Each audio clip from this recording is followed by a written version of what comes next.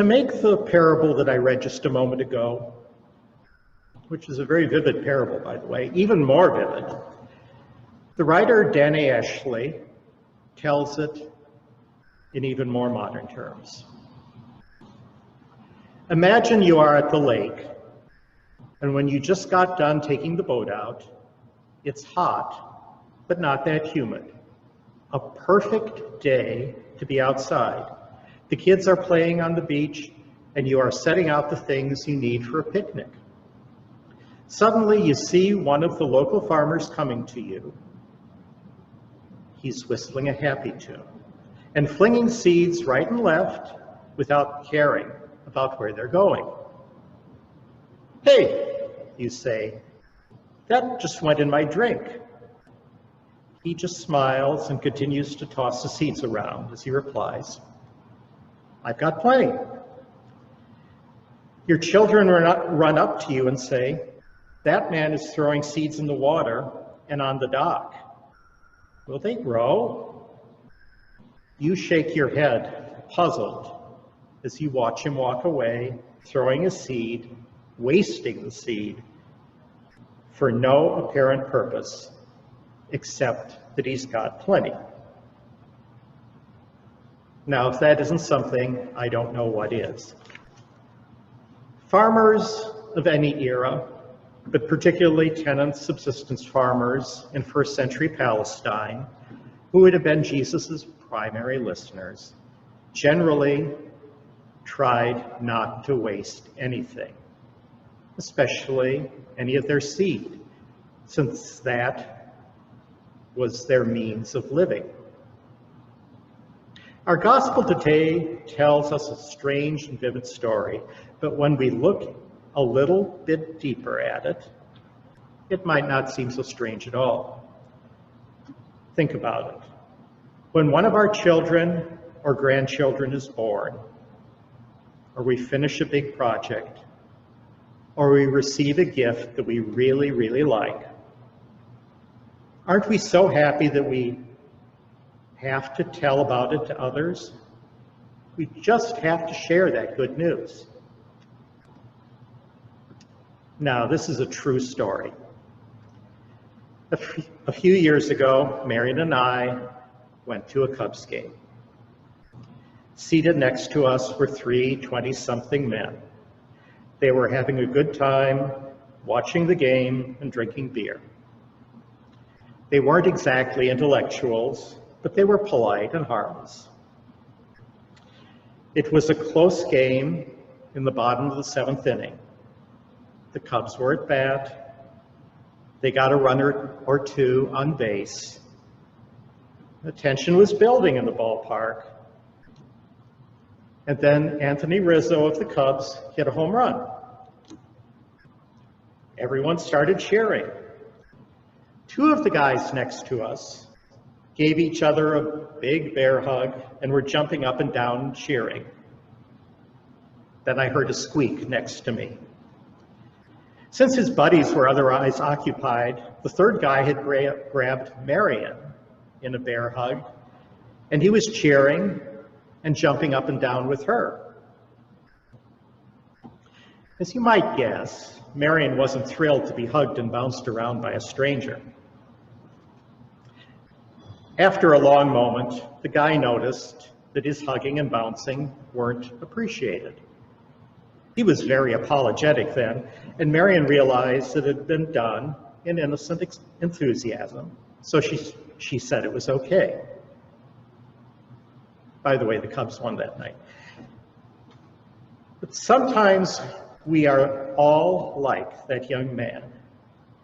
We don't care what kind of day other people have been having, or if they know us, or if they even care.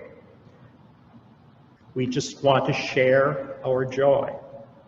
We throw our joy everywhere with abandon. We have plenty. As Danny Ashley also notes, isn't that what the sower in our parable is doing? The seed is so abundant, the sower doesn't care where it goes. What the sower trusts is that God will provide the response in the hearts of the people where the word is being sowed. God's generous abundance keeps overflowing in us so that we are compelled to share it with others. And what about those others? Jesus further elaborates on his own parable by describing each of the different soils where the seeds land. Now, we all know people from each of these soil types. Most of us shift between one soil and another, sometimes on the same day, even from minute to minute. We'd really like to believe that we're the good soil, but if we're honest, we probably aren't, at least not all the time. As human beings, we are a swirling mass of thoughts, feelings, and the ability to act on them.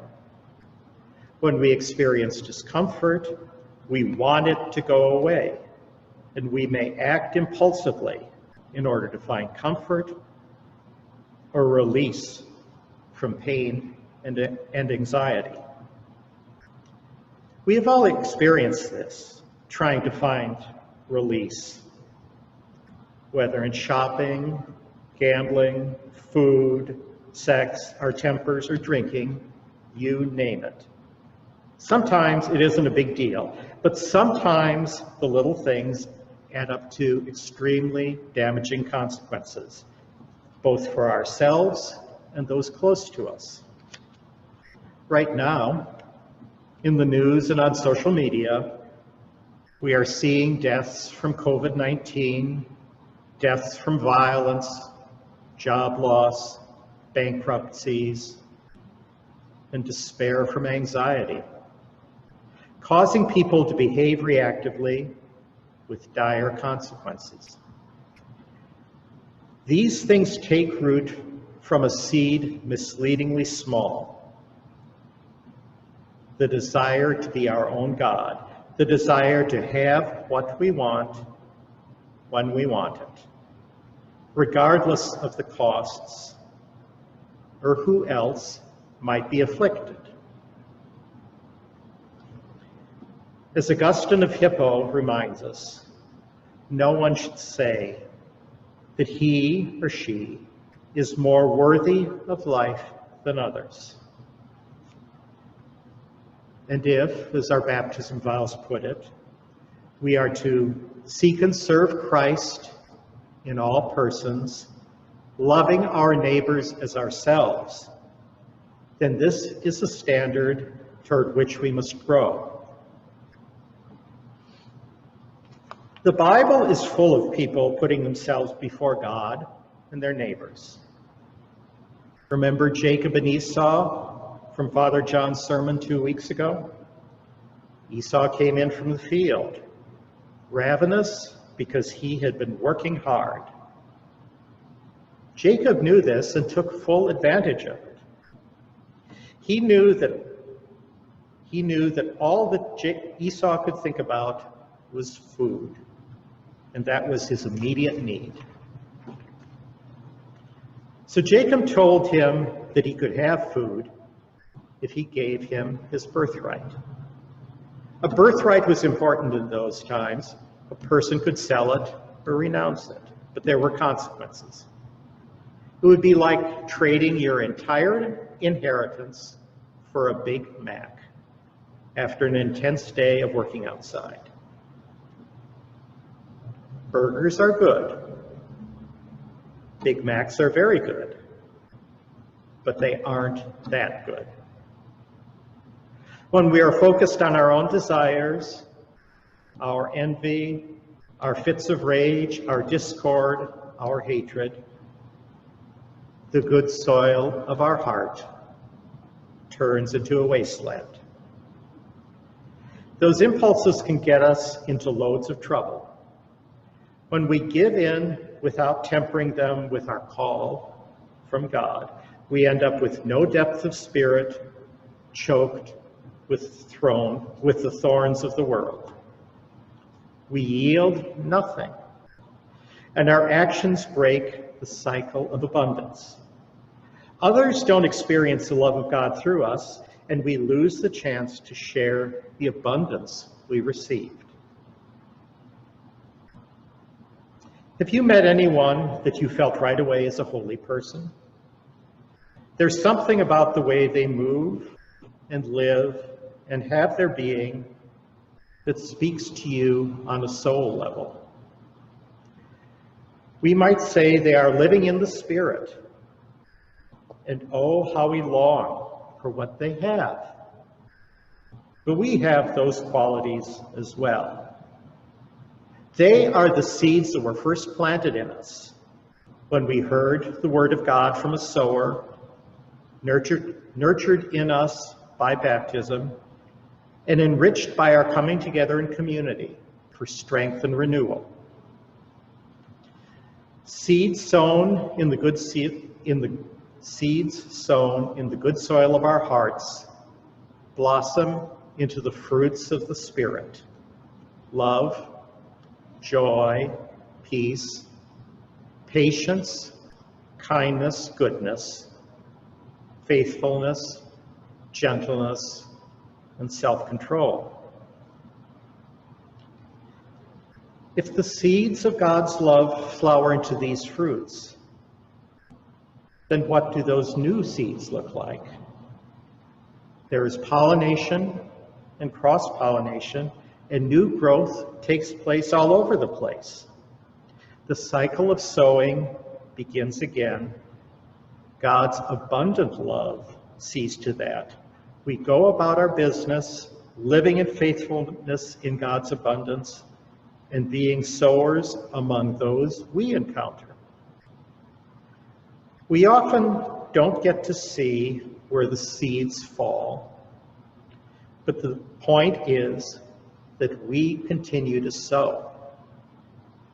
The church's mission and our mission is to spread the good news to every end of the earth.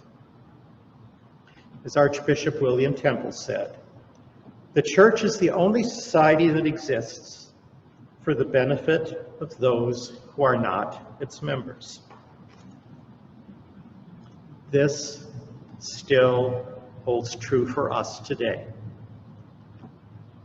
There are an